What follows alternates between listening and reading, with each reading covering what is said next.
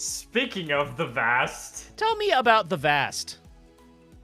so listener viewers, if you haven't listened to a podcast called the Magnus Archives, You should you fucking might. listen to the. It's really good. It's one of my favorites. It's spoopy monster of the week horror, but which is not normally my thing, and it kind of like it's essential to kind of like our collective like delving into the world of I bet I could make a podcast. Yeah.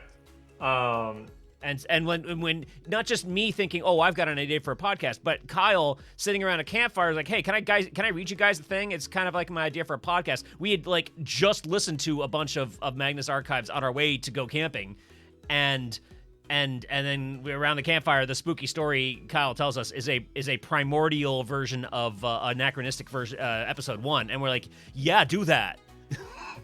Yes, back when Abigail was single. Fun behind the scenes thing. Yeah, right. Lonely. Yes. Vast. The Magnus Archives is the name.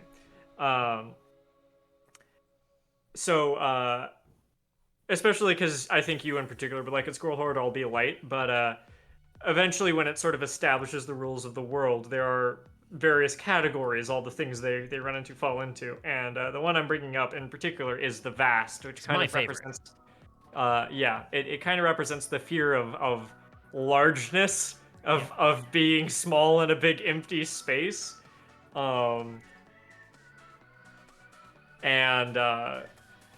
like like the fear of being lost in space, when Like in fact the big version of agoraphobia. Yeah. Agoraphobia, in fact, is usually included. And yeah, so I just finished the script for episode 11 of Anachronistic, and I'm pretty sure it's cursed by the Vast. That's another thing in School Horde redeemed a nope, stop talking, go to jail, no more talking about Magnus Archives. Okay. Shiny has space here, so not specifically that place. Gotcha. Okay. Ooh. Maybe trigger warning for episode 11, School Horde. Just saying. It's not specifically space, but still maybe. I'm excited. I'm excited to read it. Space gives me comfort. It's weird. Like, no, it's one of those weird things where it's like, I'm not going to talk about anything specific, but like sometimes certain things are fucking terrifying, and then sometimes like the scary thing is like actually comforting to another people. A lot like you in Sadness, where like you actually are very soothed by sadness because of what you've been through. Reasons. Yeah, because of the reasons.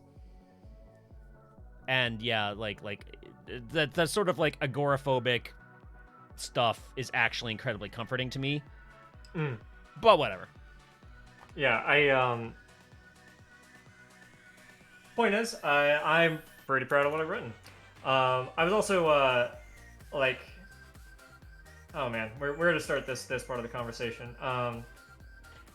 This is gonna sound. Oh, thank you for the cheer, Abnerdoodle. Just looking for tonight. Negative spoons. Love you both. Have a good night, Abnerdoodle. Get some rest. Oh yeah, hey, I'm drawing Zilla tonight. Ooh, drawn kitty. I have a actually let's take a quick talk. What are we drawing tonight? I'm drawing a quick little like single one-off piece of Zilla because I have I'm trying to connect and network with I'm a software engineer, but there are designers at my company, and I'm trying to kind of like connect and network with the other artsy folks at my company, and they had like this, hey, we're gonna do like an art exchange, and I signed up for it, and I've been meaning to get around to it, so I'm drawing a Zilla for my art exchange. Kyle, what are you drawing tonight? I'm still working on Punchline to Death. I'm getting real close to the end of the comics. I need to be fixing though.